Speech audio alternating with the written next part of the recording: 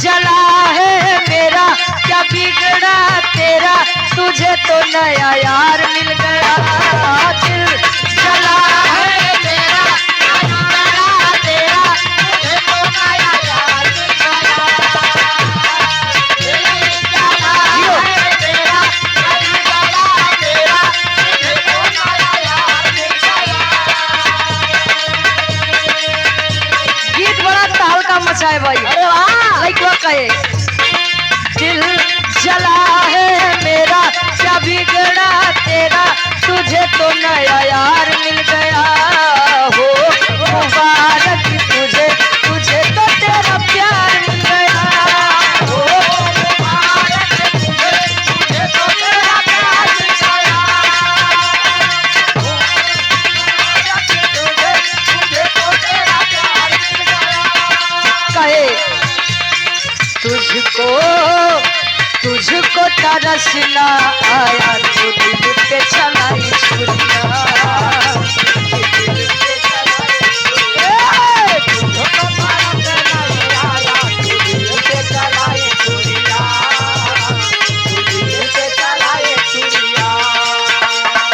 दिल जला है मेरा क्या बिगड़ा तेरा, तुझे तो नया यार मिल गया। हो मुबारक तुझे, तुझे तो तेरा प्यार मिल गया। कहे तुझको तुझको खबर ना आया, दिल पे चलाई छुरिया, दिल पे चलाई छुरिया, दिल पे चलाई छुरिया। ये हमरे महेंद्र दादा के फरमाइश बा। लइकवा कहे अच्छा सिला दिया तूने मेरे प्यार का, अच्छा सिला दिया तूने मेरे प्यार का, यार ने ही लूट लिया घर यार का। अच्छा सिला दिया तूने मेरे प्यार का, यार ने ही लूट लिया घर यार का। अच्छा सिला दिया तूने मेरे प्यार का, यार ने ही लूट लिया घर यार का।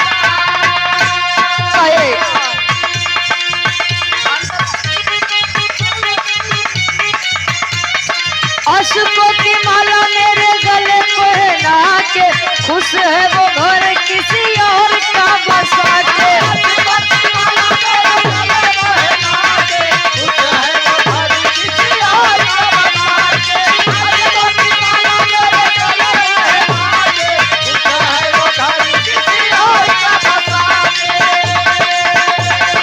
अच्छा सिला दिया तूने मेरे प्यार का, अच्छा सिला किया तूने मेरे प्यार का, यार ने ही लूट लिया घर यार का। अच्छा सिला दिया तूने मेरे प्यार का, यार ने ही लूट लिया घर यार का। अच्छा सिला दिया तूने मेरे प्यार का, यार ने ही लूट लिया घर यार का।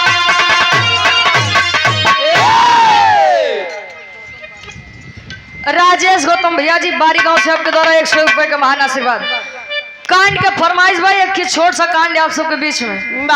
विराट के सुने वाले बुद्धिजीवी लोग, पढ़ा लिखा शिक्षित समाज बैठा है। अरे वाह भैया लेकिन कहानी ध्यान से सुनबा समझबा तब आनंद आई, तब वही समझ में आए ना आई तो ये होए। एक तो जानता कि भैया खातिर 3 चीज बड़ा महत्वपूर्ण होता है। गार्जियन जी के आदेश रहन कि इटाओं में जोन कांड भा, अरे वाह हुए हो जाए के चाहिए।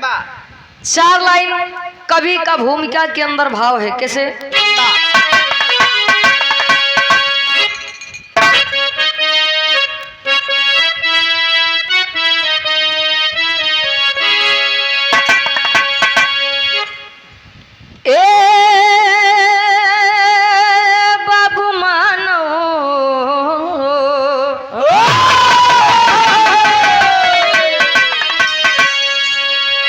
अरे मानो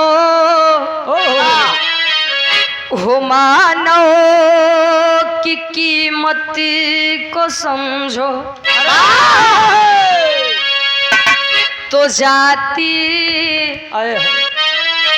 धर्म का न ध्वजा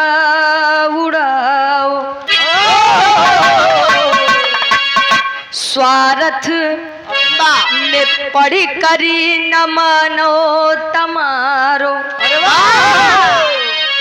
तो ईश्वर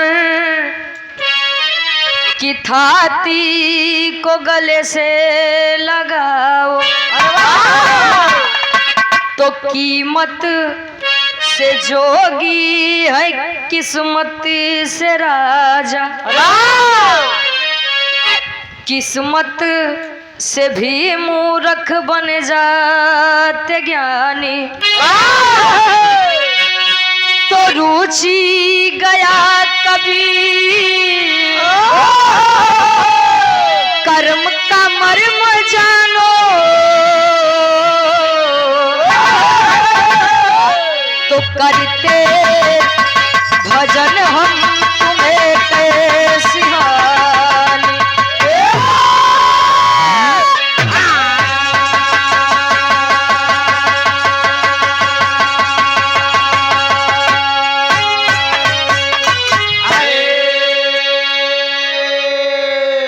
आदरणीय आप हमारे गया गुरु जी कलम के माध्यम से बताओ तन कि मानव हो, मानव की मानवता समझो।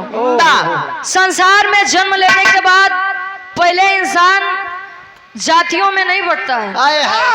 जन्म मिलता है तो पहले वह इंसान होता है। इंसान को इंसानियत समझनी चाहिए, ना कि पहले जाति और धर्म समझना चाहिए। अरे वाह! पहले के समय में जातियां कर्म के आधार पे बांटी जाती थी। क्यों मिट्टी के घड़ा बनावत बा तो के कुम्हार कहते। दूध बेचे तो का लोग अहिर बतावे। अहिर बिरादरी जी भैया। जे पान बेचे ओका लोग बड़ाई होई गए। पहले के समय में जाति जो होती थी वो कर्म यानी काम के आधार पर बांटी जाती थी। अरे वाह! लेकिन अब जातियां जन्म के आधार पे बांटी जाती हैं। जन्म से ही लोग जातियां बांट देते हैं।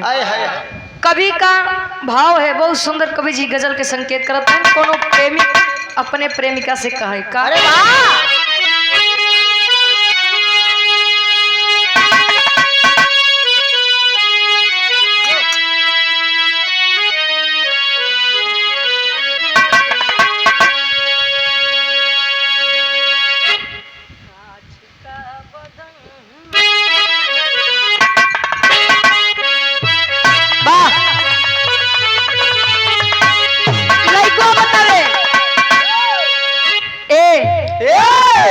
ये दुनिया इतनी जालिम हो गई है।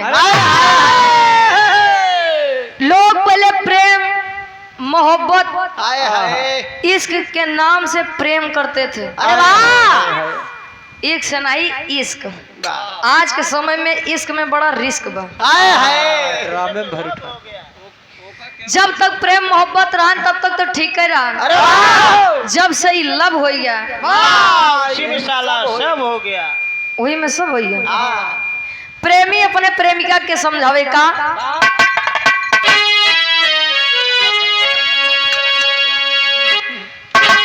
काछ का बदन लेकर अब बोला एक लाइन। क्या बात है लड़को कहे। अरे काछ का बदन लेकर मत चला करो घर से। काछ का बदन लेकर मत चला करो घर से। काछ का बदन लेकर मत चला करो घर से। कहे चूर चूर कर देंगे, चूर चूर कर देंगे लोग इसे पत्थर से। काछ का बदन लेकर मत चला करो घर से। काछ का बदन लेकर मत चला करो घर से।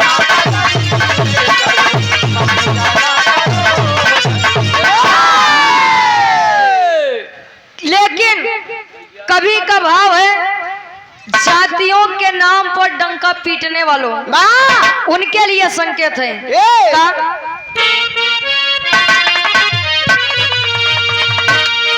अरे जाति का प्रभाव जीता,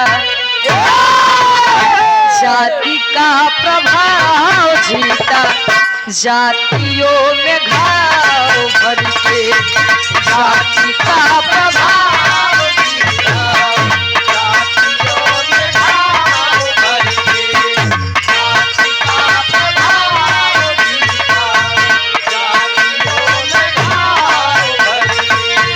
मानव की मानवता कहती, मानव की मानवता कहती, जिया करो भाव भर के, जाति का प्रभाव जीता, जातियों में भाव भर के, जाति का प्रभाव जीता, जातियों में भाव भर के, जाति का प्रभाव जीता, जातियों में भाव भर के।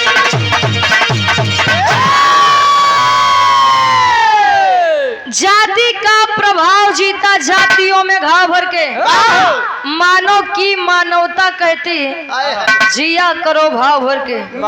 यहाँ पर बैठे हैं हर एक प्रकार, हर एक समाज के लोग बैठे हैं, विचार करेंगे बुद्धिजीवी लोग बैठे हैं। अरे वाह मानव की मानवता जीती तो, लेकिन जाति का घाव देख करके आप लोग सोचिए, जब अधिकार यह था कि केतनो बड़ केतनो अज्ञानी आदमी कुर्सी पे बैठा बा, तोरे अंदर केतनो ज्ञान बा, तू जाई के कुर्सी के नीचे बैठा। वो दृश्य आप लोग सोचिए कि वो दृश्य कैसे रहा होई, जो हमारे पूर्वज झेल के चले गए। गले में हांडी, कमर में झाड़ू, कमर में झाड़ू, वह समय अगर आई जाई तो आप लोग सोचा कि लड़कन के भविष्य कहाँ जाई। आज हम लोग इतना बढ़िया बिरहा गावत बैठ के आप लोग प्रेम से सुनता है, तो के कर देन बा भैया, डॉक्टर B.R. अम्बेडकर साहब जी की देन है। अरे वाह हमरे बिरहा के कहानी के शुरुआत यहीं से बा। कैसे गुरुजी?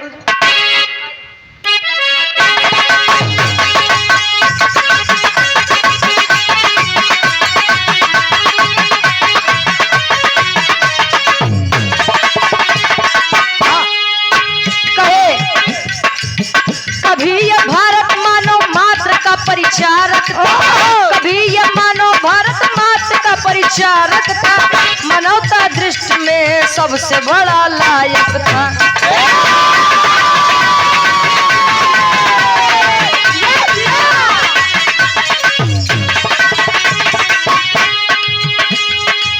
जातियां थी मगर सम्मान भी बराबर था, जातियां थी मगर सम्मान भी बराबर था, एक दूसरे के प्रति स्नेह और आदर था।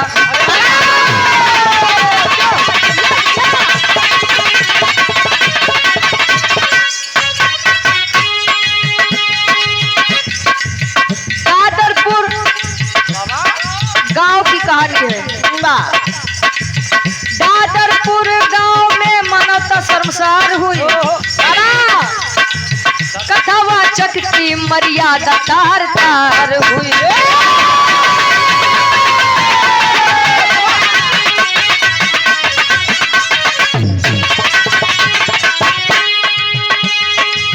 उत्तर प्रदेश में इटावा जिला आला है, जहाँ पर गिरा मनुवाद वाला भाला है।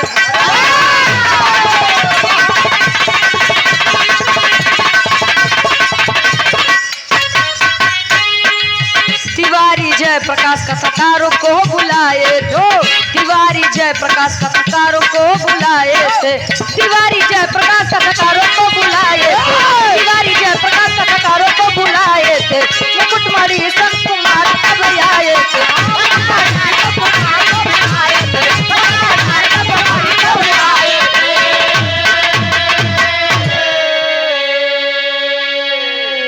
कहानी के समझला आसन पूर्ण विश्वास बा, कहानी शीशा के जैसा साफ हो जाई। ये उत्तर प्रदेश में इटावा जिला ग्राम दादुरपुर में एक ऐसा कांड हुआ, ऐसी शर्मसार घटना हुई है, जो घटना एक यादव बिरादर के साथ हुई है। ना जाने ऐसी घटनाएं भी ना जाने कितनों के साथ हो सकती है यदि मेरा समाज सही समय पे उठा नहीं तब। आँख खुली बात नहीं कहते कि मन ही जागत बा भैया। आँख खोल के कितनों रखा लेकिन दिमाग से तू बंद है सोवत है तो उसका कोई महत्व तो नहीं है। Doctor B.R. अम्बेडकर साहब जी ने कहा था कि शिक्षा उस शेरनी का दूध है। अरे शिक्षा उस शेरनी का दूध है जिसने पिया है उसने दहाड़ा है। अरे वाह हाँ वैसे टहारता ही रहे। ए भैया 5000 विद्यालय बंद करा दिए गए। पाठशाला बंद, मधुशाला चालू, कंपोजिट हो गए। आप लोग भी सोचिए कि जवन खोले के चाहिए ओका तो बंद करत है और जवन बंद करे के चाहिए ओका चालू करता है। जे कंपोजिट बेचत बा ओकर जाई के घर दुआर देखा आ जे जाई के खरीदत बा ओकर जाई के घर दुआर देखा। भैया कहानी पर आप लोग गौर करेंगे। कहा जाता है कोई भी इंसान अपने ज्ञान से पंडित होता है। किसी भी जाति का हो, किसी भी वर्ग का आदमी हो, अगर उसके पास ज्ञान है, सही गलत करने का निर्णय है तो वह पंडित है। इन आई जन्म से पंडित बा। विरहा में बहुत सुंदर कवि जी गीत के भाव देते हैं। कोनो प्रेमी कहे का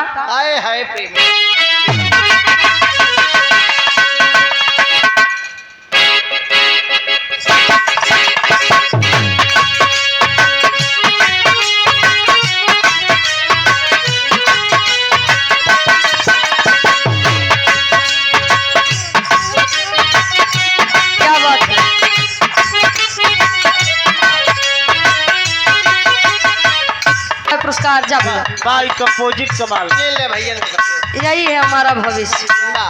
कहे मरही के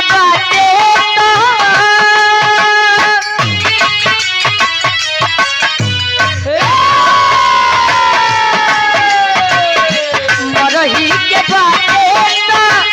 मारी तो न जान से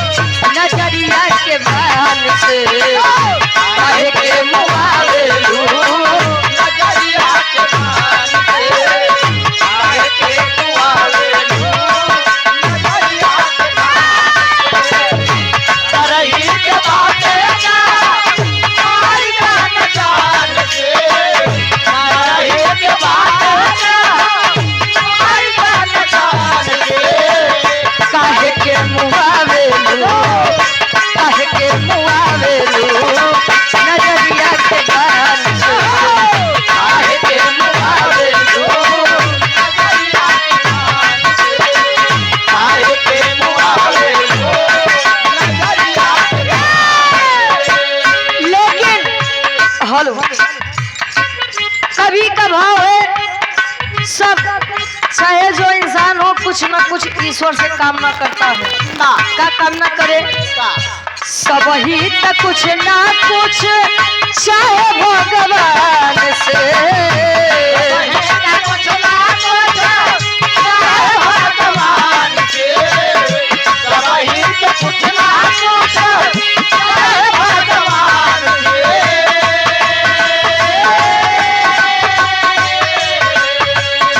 सब ही तक कुछ ना कुछ चाहे भगवान से काम करावे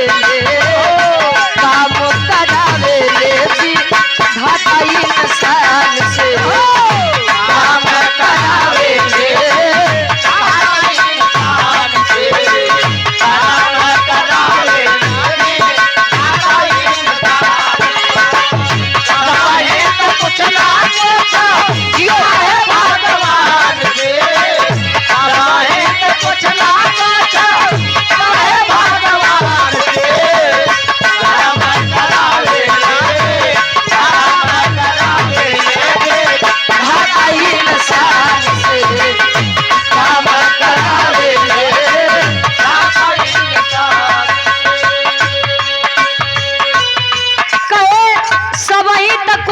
कुछ चाहे भगवान से, काम करावे ले विधाता इंसान से। हम लोग एक मिट्टी के पुतले हैं। हम ये नहीं कहते कि देवी देवता नहीं है। डॉक्टर बी आर अम्बेडकर साहब जी ने भी कहा था कि आपको कोई धर्म मानना है तो आप मानिए, नहीं मानना है तो मत मानिए, लेकिन किसी भी जाति धर्म वर्ग का आप लोग अपमान मत करिए। भैया अंतरा के पहले अंताल में कवि जी नाग पंचमी के शुभ अवसर पे कजरी मुकाबला गायक दीनानाथ हसमुख जी और दूसरे गायक हैं आप अमरनाथ यादव जी बरई पार से 29 जुलाई को नाग पंचमी सरौना में कार्यक्रम का आयोजन रखा गया है। अरे वाह, आप लोग 12 बजे से आप लोग पहुंच के कार्यक्रम के सफल बनाए। अरे वाह, कहे धनी हो जाई जीवन कथा सुन के,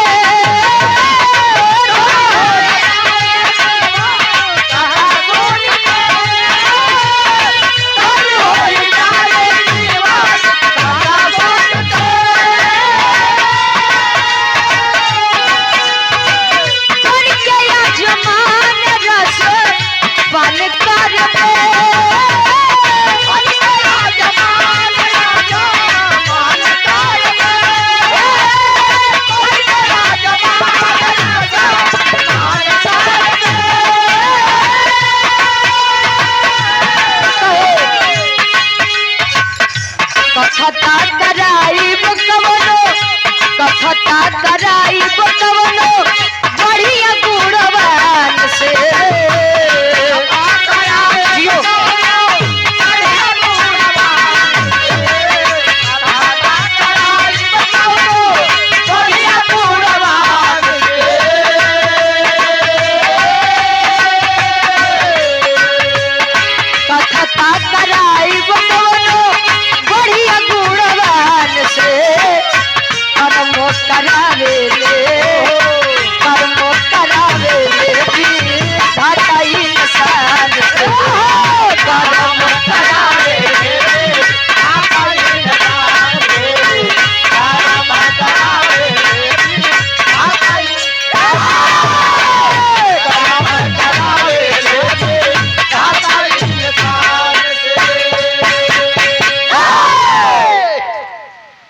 ध्यान देंगे। दादुरपुर ग्राम में जयप्रकाश तिवारी नाम के एक व्यक्ति रहते थे और विचार किए कि मैं अपने घर पर बुला के कोई बढ़िया विद्वान कोई पंडित बुला करके अपने दरवाजे पर भागवत कथा करवाऊं, ज्ञानी पुरुष बुलाकर मैं अपने दरवाजे पर कथा करवाऊं। अरे वाह, जयप्रकाश तिवारी बुलाए मुकुटमणि संत जी को, भगवताचार्य जी को। जब बुलाए अपने दरवाजे पर तो बहुत ही प्यार सम्मान आशीर्वाद दिए। धीरे समय बीता, एक दिन बीत गया, प्रथम चरण कथा चालू है, प्रथम चरण बीता। दूसरे दिन सुबह की कथा कह करके जब बैठे भोजन के लिए तब एक घटना घटत बा जयप्रकाश तिवारी जी के दरवाजे पर। कौन घटना? गुरुजी के लाइन गीत लगत बा।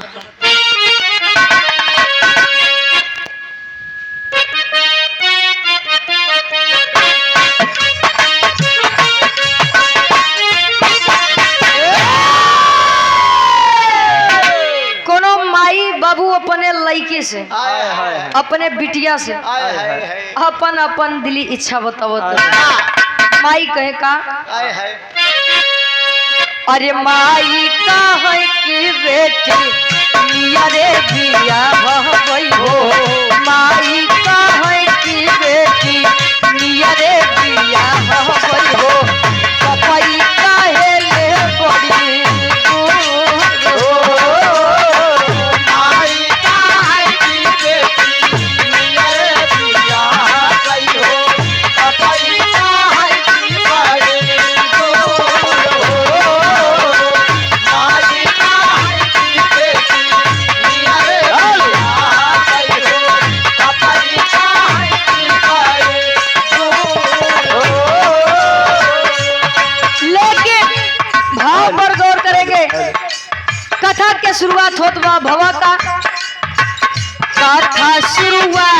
कैले पहली चरनिया से कथा शुरुआत कैले पहली चरनिया से महिमा गाता के कथाकार हो कथा शुरुआत पहले पहले चरनिया से महिमा गाता के कथाकार हो कथा शुरुआत पहले पहले चरनिया से महिमा गाता के कथाकार हो। और आप हृदय के आप गार्जियन जी परम आदरणीय परम सम्मानित गोविंद प्रसाद जी बाबूजी के द्वारा 100 रुपए का महान आशीर्वाद के चाह रही कहे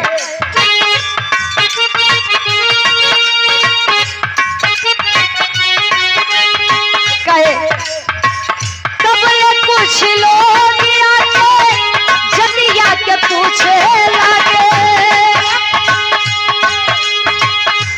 आई भी देखावा जल्दी पकड़ी के खींचे लागे बाबा कैसे कथा करबे अहिरे के जतिया रे कैसे कथा तू करबे अहिरे के जतिया हो तोहके कहाँ पाय अधिकार हो कैसे कथा करबे अहिरे के जतिया रे तोहके कहाँ पाय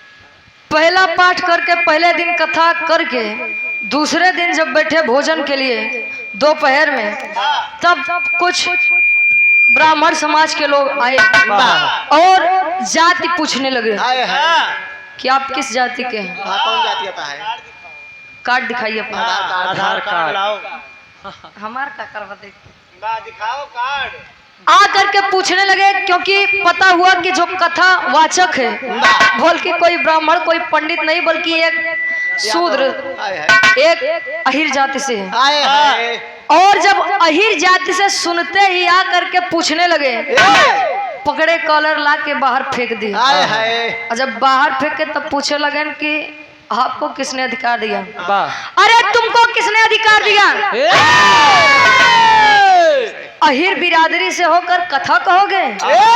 कहाँ पर अधिकार दिया गया है तुम्हें? हमको बस इतना बताओ। अरे वाह, पढ़ा लिखा सामाजिक लोग बैठे हैं, कहाँ पर लिखा है कि कोई अहिर, कोई चमार, कोई पासी, कोई लोहार, कोई बराई, कोई कथा क्यों नहीं कह सकता? कहाँ पर लिखा गया है कि अधिकार नहीं है शूद्र को? बाबा संविधान में। संविधान में आप लोग देखिए समान अधिकार है सबको। संविधान सबको बराबर का अधिकार देता है, लेकिन बस समझने और बूझने का फेरा है। बस कहा जाता है कलाकार समाज का दर्पण होता है। आप लोग बुलाए अपने मनोरंजन के लिए, अच्छी बात बा कि आप लोग इटावा कांड के फरमाइश कह दिया, कम से कम जाने के सुने के एक इच्छा तबा। आखिर कथावाचक बार बार कह रहे हैं कि आखिर आपको मेरी जाति से क्या लेना देना? मैं अपने ज्ञान से आपको बता रहा हूँ, कहे ना ये काम केवल हम लोगों का है, तुम्हारी औकात कैसे हुई? कैसे औकात बता है? पंडित से गोड़ छुओगे थोड़े तनी मजाल अब करत हैं का गुरुजी? भाई चरावाली एक लाइन गीत लगत बा।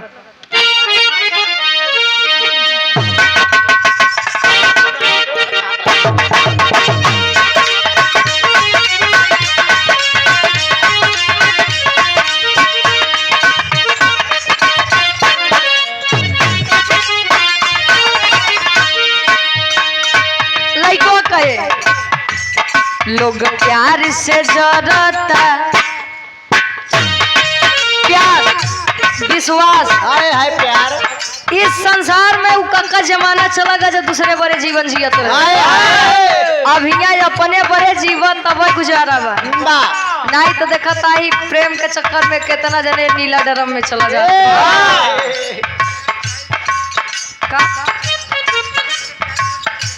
काट के टाइल्स में भर देते हैं। हाय हाय। अरे वाह, पुरुष पुरुष जाति खतरे में है। पहले पति परमेश्वर रहा, आज के समय में वाह पत्नी परमेश्वर हाँ सब। बतावा था का है। भैया ऊपर ए भैया, किसी के ऊपर भरोसा नहीं है। लव मैरिज करबा तो ड्रम में जाबा, अरेंज मैरिज करबा तो हनीमून पे जाबा तब जाबा। का करबा कुछ समझ में नहीं आवे। लाइको बतावे, लोग प्यार से जरता बदनाम सलाई बा। लोग प्यार से जरता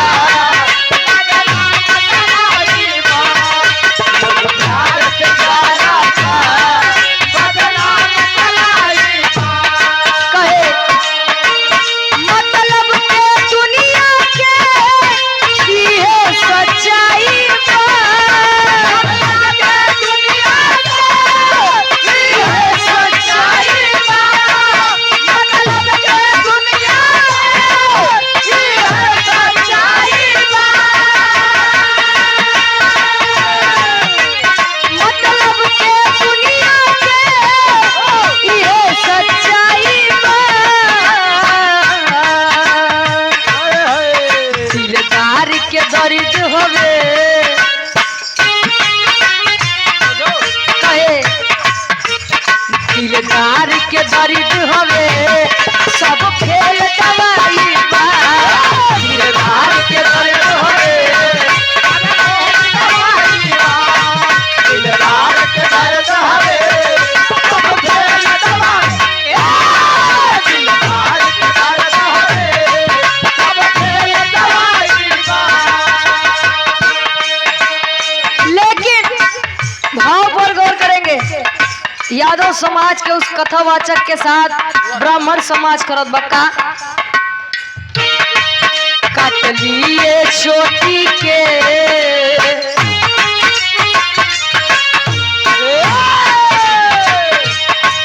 काट लिए चोटी के सब लाख चिरौरी काट लिए चोटी के सब लाख चिरौरी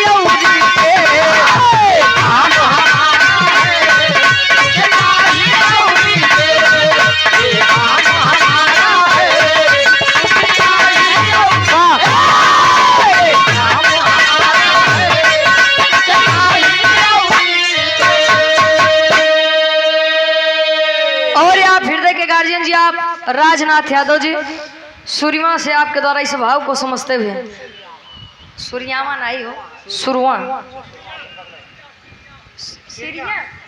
अच्छा सीरिया से आप राजनाथ यादव बाबू जी के द्वारा 200 रुपए का महान आशीर्वाद चरणों में कोट कोट नमन आशीर्वाद के चाह रहे। ब्राह्मण समाज कथावाचक अहिर समाज के उठाए बाहर पकड़ के फेंक दिए और जवन बैठे रहे कथा सुने बदे उन्होंने कहा कि आपकी इतनी मजाल, इतनी हिम्मत, शूद्र होकर हम हमारी व्यास गद्दी पर बैठोगे, पंडिताइन जी से पैर छुए हुए नहीं माने। कथावाचक की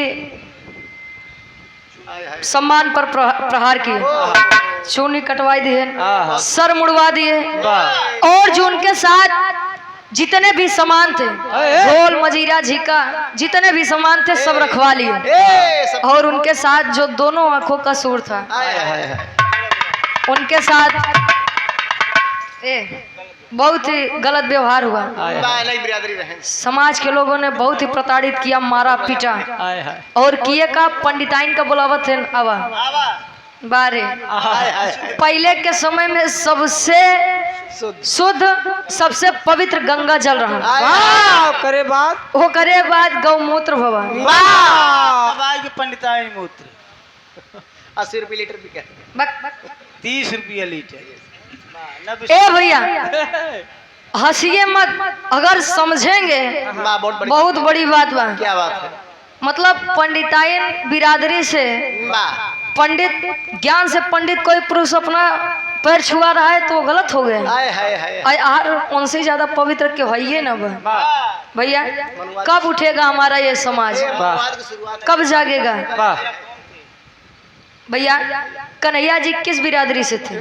जिनकी कथा वह करने गए थे, जिनकी कथा जयप्रकाश तिवारी जी अपने दरवाजे पर करवा रहे थे, किस जाति से थे? अहिर जाति से थे।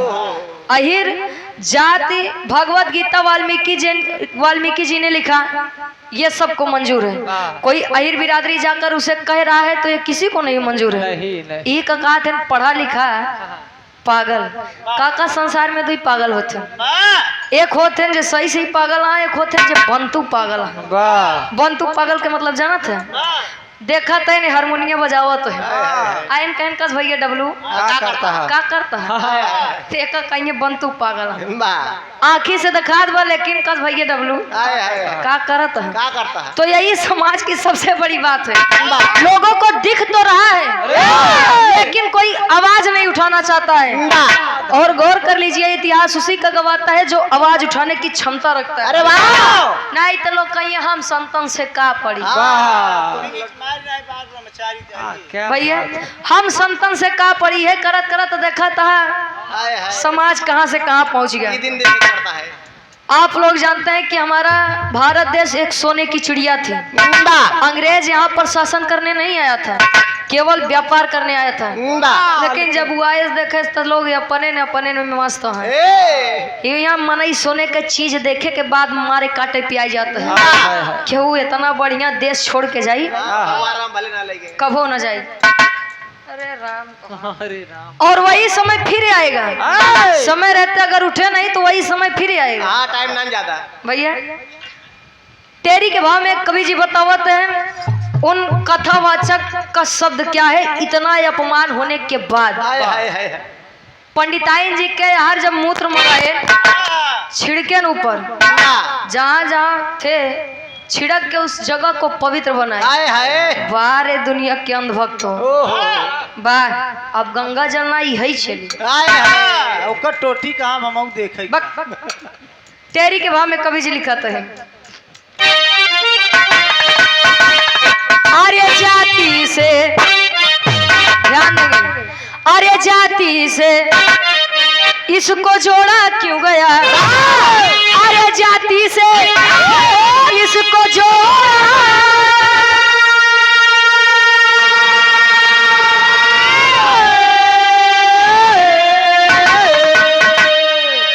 अरे जाति से इसको जोड़ा क्यों गया, ज्ञान तो ज्ञान किसी के लिए है, कैसे रोड़ा ये रोड़ा ये रोड़ा।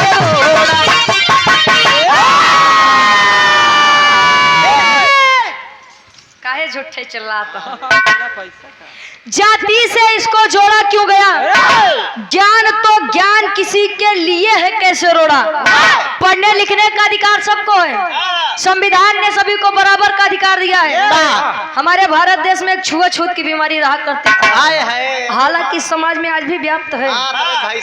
लेकिन संविधान अनुच्छेद 17 के अनुसार डॉक्टर BR अम्बेडकर साहब जी ने इस छुआछूत बीमारी का अंत कर दिया था।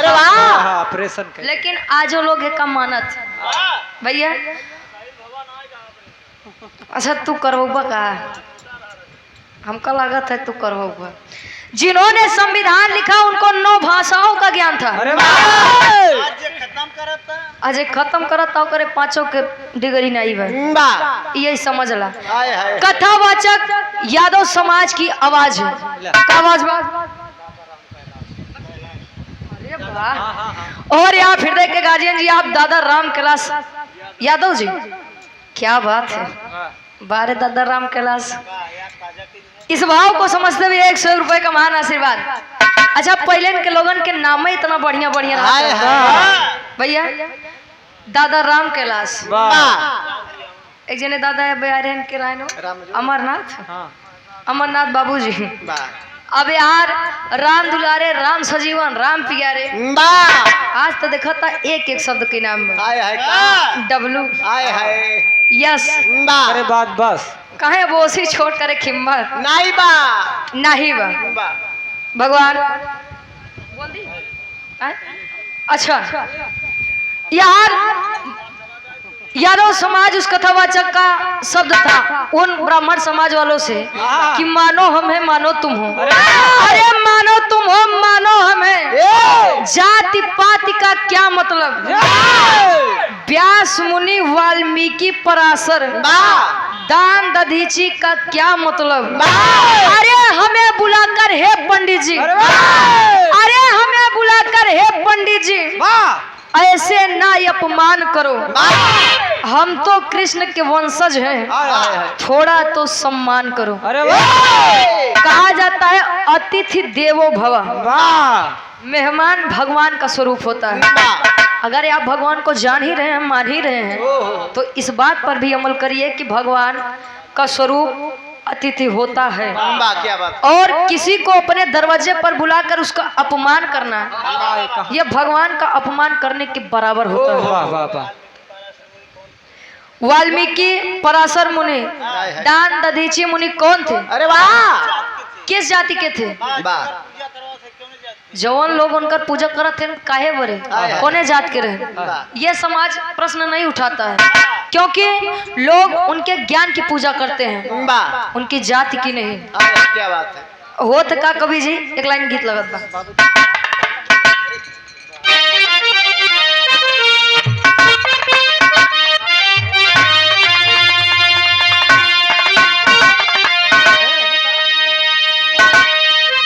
अरे बाबू दरोगा जी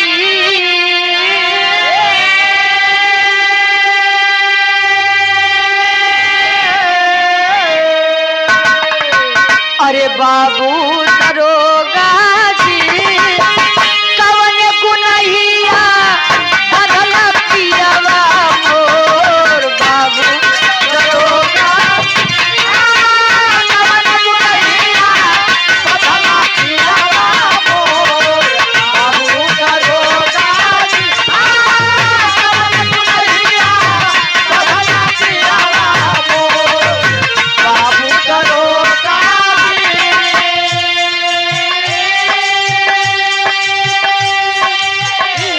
लेकिन कवि का भाव है, कहे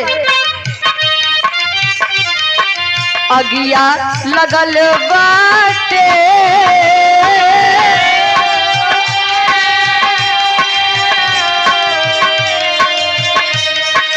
अगिया लगल बाटे धर्म न जाने धर्म के ठेकेदार अगिया लगल बाटे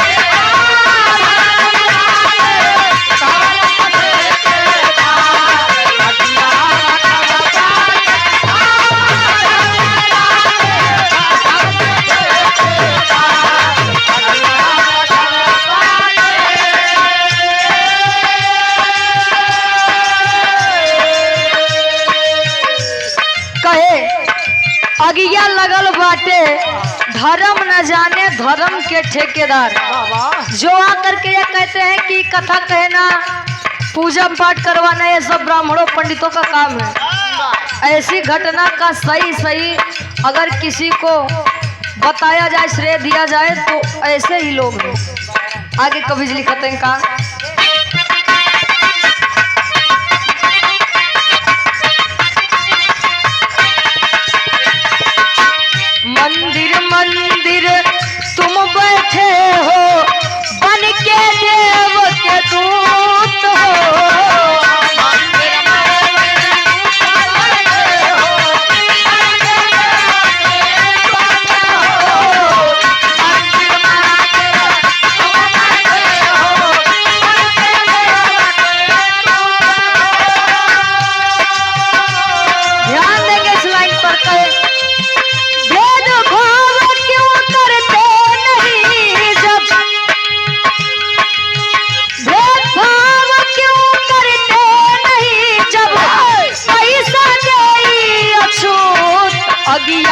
लगल बाटे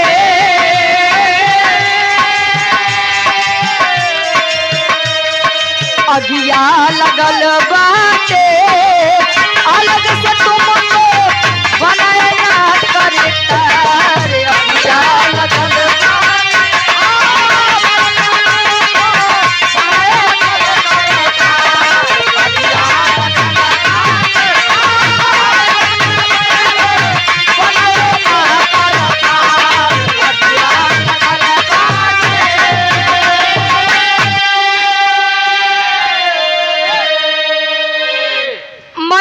मंदिर में तुम बैठे हो बन के देव के दूत। अरे भेदभाव क्यों करते नहीं जब पैसा दे अछूत। हाय हाय हाय हाय अगर ध्यान देबो तो बड़ी लाइन कबीज लिखे वाह मंदिर में आप जाके तिलक चंदन लगाई के बैठिए वाह ज्ञान है ये ना बा। हाय हाय आए, आज के समय में जाना था सबसे बढ़िया नौकरी का बा का जाई के मंदिर में चंदन लगाई के बैठी जा बस। हाँ यजमान नरियरे फोड़ता हाँ 101 यहाँ रखिए हाँ 500 यहाँ रखा है वाह 1000 यहाँ रखा ले है। आवा। देवी देवता जाओ थे का पैसा वाह कि देवी देवता का थे हम कहे तना चढ़ू बे तब हम तहा मांगन पूरा करो। ए ऑनलाइन दर्शन होत बा विजय कुमार पटेल जी बारी गांव से आपके द्वारा इस भाव को समझते हुए 101 रुपए का महान आशीर्वाद। जब तो कोई अछूत आपकी नजर में कोई अछूत जाके पैसा देता है चढ़ावा चढ़ाता है ओका लेन तो नहीं छूत लगत भैया। मंदिर कौन बनाता है क्या जाते हैं ब्राह्मण समाज के क्यों जाते नहीं जाते जाते के आहिर गड़ेरिया पासे बनाने वाला लोगों की नजर में अछूत है। जब फीता काटे की होई वो सब बात है। बड़का बड़का आई जाइए बगल हो जाओ आप लोग अछूत हो। बनाने तक तो अछूत नहीं हो लेकिन जब उद्घाटन करे हो तो वही समय तू अछूत हो जाए। अब यही में सोच लग कितना बड़ा दिमाग लोग लगावत भैया। यही प्रश्न उन्होंने किया कि जब कोई अछूत आपको पैसा देता है अछूत आपके दरवाजे पर आपको अपने दरवाजे पर बुलाकर आपका सम्मान करता है तब तो आप वहां जाने से नहीं मना करते कि आप अछूत हो मैं वहां पर पूजा नहीं करवा सकता हूं मैं अछूत हो जाऊंगा। आज जब यही काम मैंने किया तो आपने मेरा अपमान क्यों किया। मेरे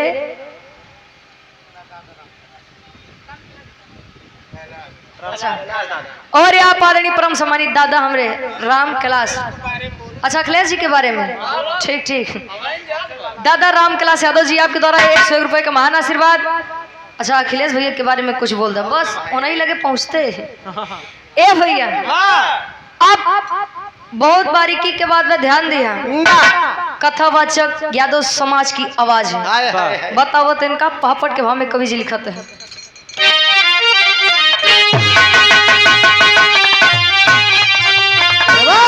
अरे द्वापर में थे कृष्ण सुदामा अब साथी दुनिया जाने ला। अरे द्वापर में थे कृष्ण सुदामा अब साथी दुनिया जाने ला। हुआ न कोई होगा जब संघाती दुनिया जाने ला।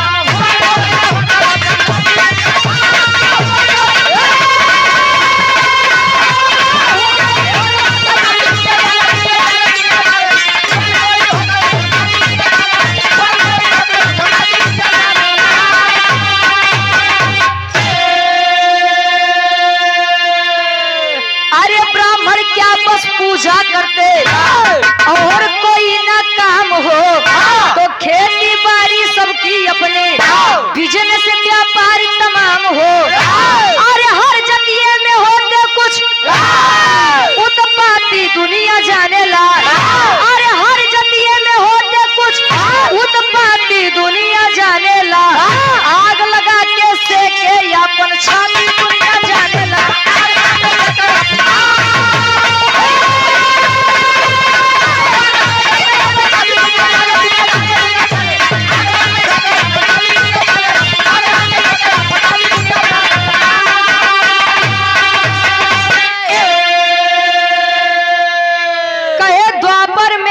कृष्ण सुदामा साथी दुनिया जाने ला।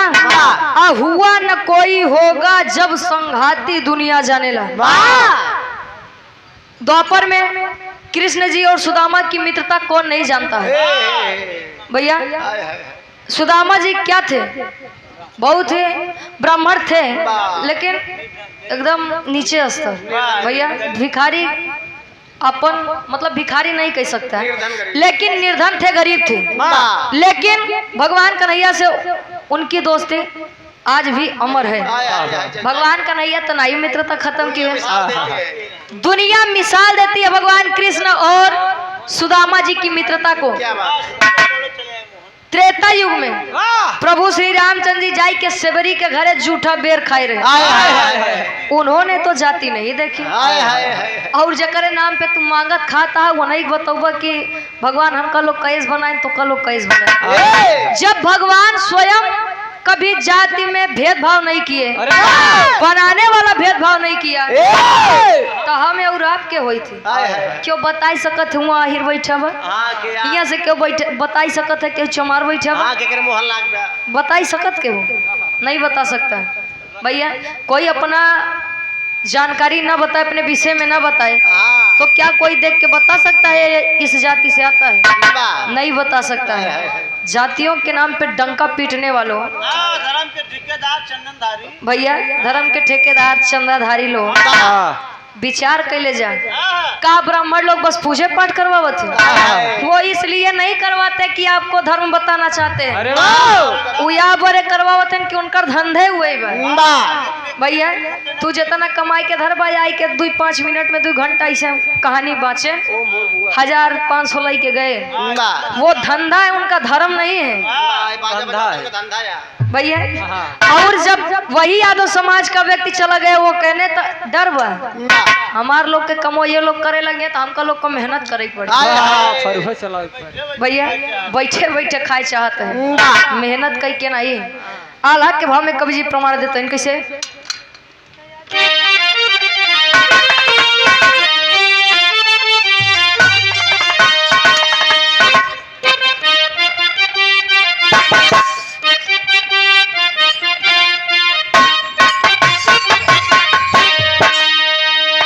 अरे आदमी से प्यार यदि आदमी न करी है बाबू,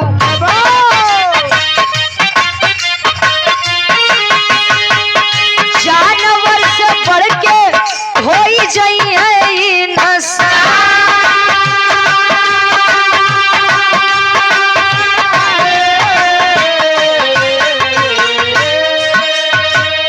भागवत पुराण शास्त्र सब ही के बाटे बाबू,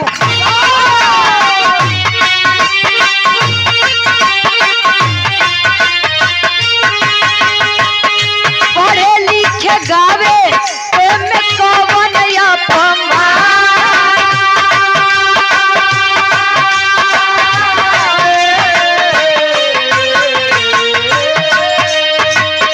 सबके विकास होई सब ही के साथ पंचो,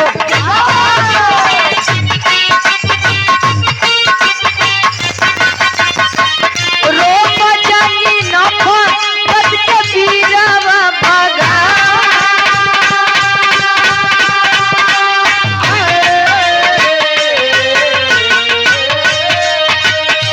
घटना के निंदा करे बुद्धिजीवी लोगवा पंचो,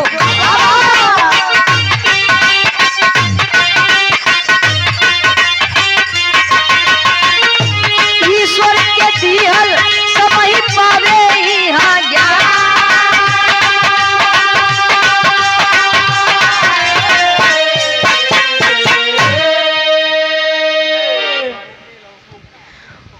भोजन तैयार है, आप बाबू भैया लोग भोजन जिनको भी करना है आप लोग भोजन भी लेते रहे और गाने का आनंद भी। दोनों का दूर दराज से जो लोग भी चलकर आए हैं आप लोग भोजन कर सकते हैं भैया। ए तू कहाँ हो? अरे तो का लोग कनाई कहा थे, बाबू हरें का कहा थे। हाँ बैठा तू, नहीं तू लगन से आया, बैठा। अबे अपन काम करो के बाद खाया सवेरे। कहे आदमी से प्यार यदि आदमी न करिए बाबू तो जानवर से बढ़कर हो जाइए इंसान।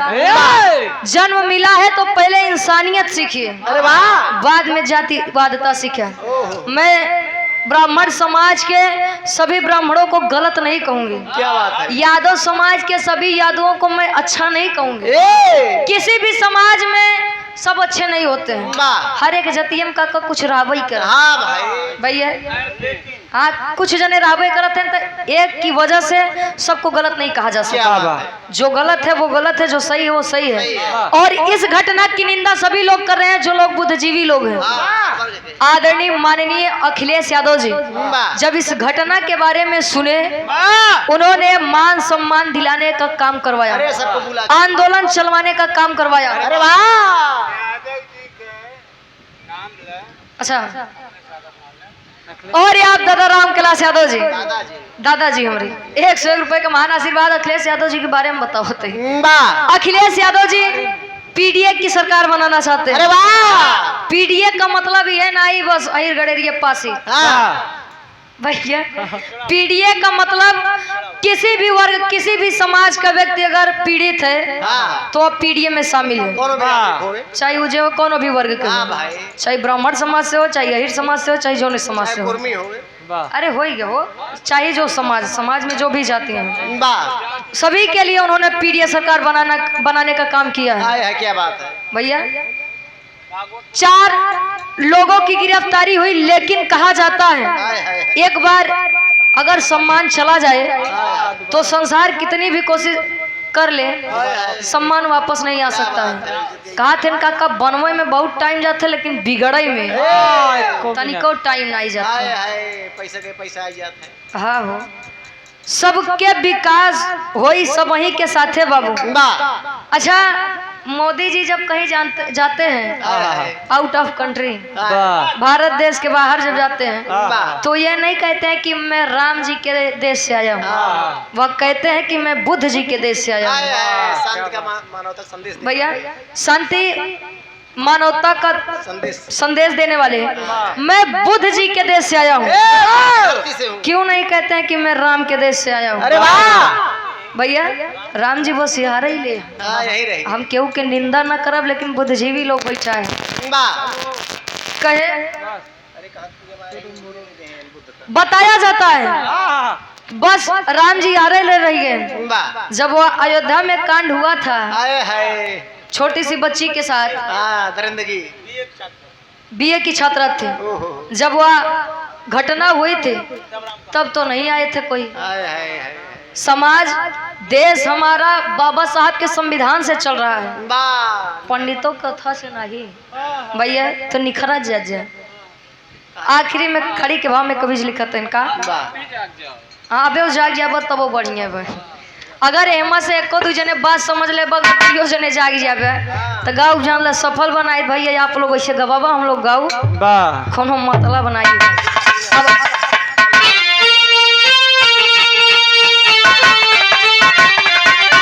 अरे जैसा हुआ इटावा में ना अब होना चाहिए। अरे जैसे हुआ इटावा में ना अब होना चाहिए। हाथ जात वाले पानी में न धोना चाहिए।